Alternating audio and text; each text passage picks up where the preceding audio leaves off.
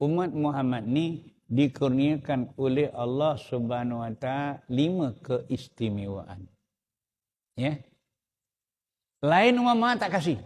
Cuma kita saja umat Muhammad. Ya. Apa dia 5 keistimewaan?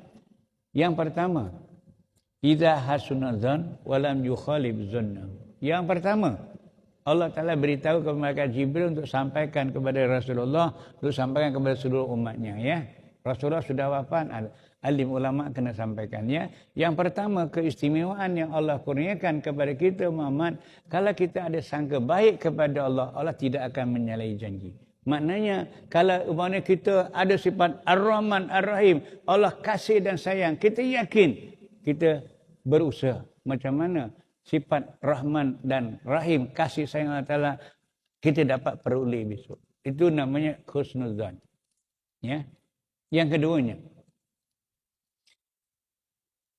walau zunubuhu misla al-ardi. Walaupun umat Muhammad dosanya penuh antara langit dan bumi. Ya. Tapi yaghfiruhallah, Allah akan sedia memberi keampunan dosanya umat Muhammad sehingga banyak dosa penuh antara langit dan bumi, tapi dia qabla ayyaqula la ilaha illallah Muhammadur Rasulullah. Kita Muhammad ni suka baca la ilaha illallah. La ilallah akhirnya Muhammadur Rasulullah. Kan istimewa ni. Ya. Satu keuntungan yang Allah kurniakan kepada kita. Ya. Jadi kita jangan rasa berat kalau diajak baca la ilaha illallah. Tak kira lah la ilaha wahdahu la syarikalah ke baca la ilaha illallah 3 kali ke 4 kali, tak kira. Tapi kita suka baca. Jadi orang yang suka baca la ilaha illallah itu di antaranya ada harapan besok di hari kiamat, walaupun dosanya penuh antara langit dan bumi, maka Allah sedia memberi keampunan. Maknanya menggalakkan. Ya, kita suka. Kalau bolehlah kita baca sendiri lagi bagus. Ya, kalau imam tak baca kadang. Kalau wirid imam tak baca kan. Imam ni dia tak baca pasal dia nak jaga makmum. Supaya makmum ni jangan marah atau makmum ni kadang-kadang tugasnya banyak macam-macam. Jadi ya, jadi kalau imam ni wiridnya panjang sangat, biasanya makmum ni jeling saja. Imam wiridnya panjangnya. Aku dah lapar ni. Tapi bukan tuan-tuan lah, tapi macam lebih kurang. Macam lebih kurang. Yalah kalau kita dibaca, diajar la ilaha 5 kali ke, kita baca suka. Pasal nilainya begitu tadi ya. Ini satu keuntungan yang Allah berikan kepada kita. Yang ketiganya, babu taubati maftuhatun malam yughargir. Umat Muhammad ini pintu taubatnya sentiasa terbuka bila-bila masa. Ya. Umat Muhammad ini pintu taubatnya sentiasa terbuka bila-bila masa, tapi dengan syarat. Dengan syarat malam yughargir, selagi belum menghadapi sakaratil maut. Kalau dah kurang beberapa saat itu dah tutup pintu taubat. Ya. Artinya digalakkan kita untuk banyakkan taubat, baca istighfar ke, rajin datang majlis ilmu, banyakkan amal, bangun malam, tak seterusnya lah. Itu namanya ciri-ciri orang yang bertaubat, minta ampun kepada Allah Subhanahu Wa Taala. Masya Allah ya. Ini semua kita kena ambil perhatian. Ini ruang. Yang ketiga, yang keempatnya, kita jangan suka mendedahkan keburukan. Ya. Sama ada keburukan, kesalahan diri kita sendiri ataupun orang lain. Jangan suka cerita. Kalau kita tak suka cerita keburukan kita atau orang lain, maka Allah besok akan menutup segala rahsia-rahsia kamu, kesalahan-kesalahan kamu. Cantiknya, untungnya kita umat Islam. Masya Allah. Jadi kalau kita semua bincang, kita suka muzakarah macam punya berharganya kita sebagai umat Islam. Ya. Tapi ialah kita berbual cerita buruk orang ni, alah, orang payah belajar, orang payah kursus, tak payah dikasih gaji, tak payah dikasih sagu hati. Kuenteng kata orang Jawa, rajin. Duduk 25 minit saya bual dah cerita.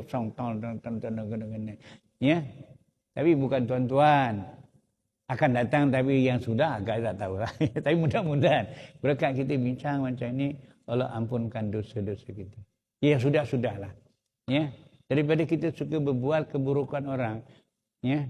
Lebih baik kita baca istighfar, baca selawat, baca la ilaha illallah lagi istimewa kan. Ini semua peluang baik yang dikurniakan oleh Allah Subhanahu Wa Taala. Di harapan mudah-mudahan kalau kita semua bincang, kita suka muzakarah macam ini, insya-Allah. Sebab tu ilmu ni kena dicari. Kalau kita tak cari, itulah jadi takut-takut sampai mati kita pun tak nampak. Tapi kalau kita bincang, kita muzakarah seperti ini, ada harapan Allah akan beri hidayah, beri petunjuk, beri kekuatan. Diberitahu oleh Rasulullah ya.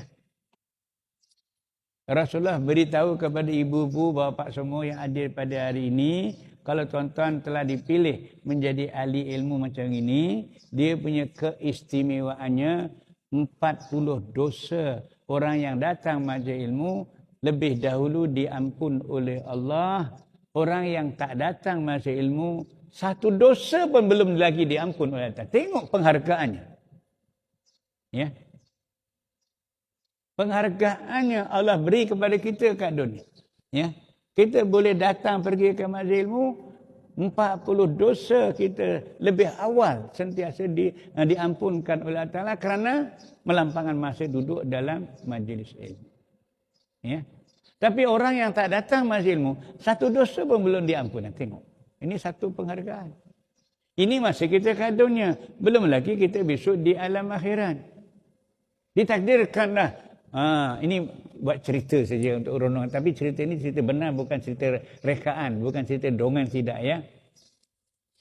Orang itu dicek sembahyangnya tak lulus. Puasanya tak lulus. Sedekahnya, zakatnya pun tak lulus.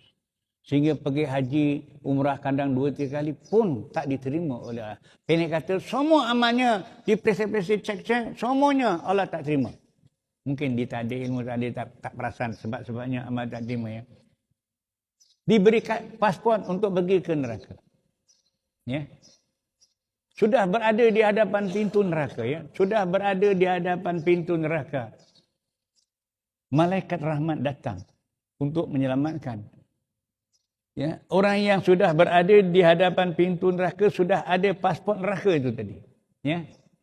Allah perintahkan kepada malaikat, siapa itu yang berada di hadapan pintu neraka? Tengok-tengok rupanya orang Parit Raja. Misal katalah. Parit Raja. Orang Batu Pahat duduk kat Parit Raja ataupun di taman yang inilah Parit Raja ni ya. Untuk umat Muhammad. Ya. Orang ini dulu masa kat dunianya dia rajin datang majlis ini. Ya. Jadi apabila dia orang ini umat Muhammad, dia kat masa dia rajin datang majlis ilmu. Ini kelebihan pilihan Allah besok di akhirat. Rasulullah beritahu umat aku yang semasa kat dunia dia rajin datang ke majlis ilmu, Allah merdekakan besok daripada api neraka. Artinya walaupun sembahyang tak lulus, semua tak lulus. Dah tunggu masa nak masuk neraka, dah pegang pasport neraka. Tak jadi masuk neraka. Pasal apa? Pasal orang ni semasa kat dunia, dia rajin. Dia suka datang ke majlis ilmu.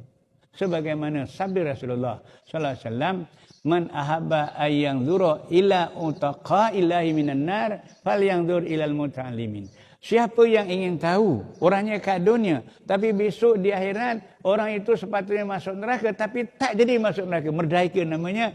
Siapa dia? Falyanzur ilal muta'allimin. Kau tengok orang yang kat dunia dia rajin belajar. Dia rajin datang majlis ilmu. Ya.